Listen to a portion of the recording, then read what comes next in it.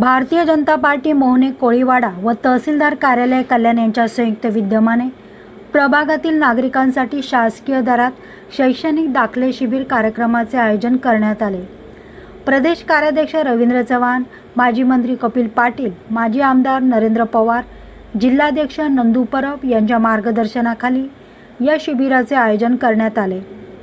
यामध्ये जात प्रमाणपत्र, उत्पन्न प्रमाणपत्र, डोमिसाईल, आधार प्रमाणपत्र, नॉन क्रिमिनल दाखला, नावात बदल, वयाचा दाखला, अपंग प्रमाणपत्र, विधवा प्रमाणपत्र, जुने नवीन पिढीचे दाखले, इतर आवश्यक प्रमाणपत्र अनेक दाखले एकाच ठिकाणी नागरिकांना उपलब्ध करून देण्यात आले।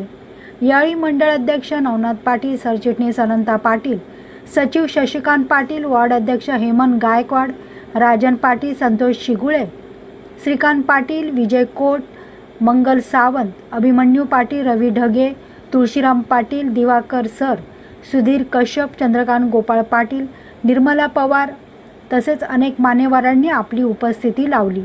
मोठ्या संख्येने कार्यकर्ते, पदाधिकारी, महिला आघाडी व नागरिक उपस्थित होते।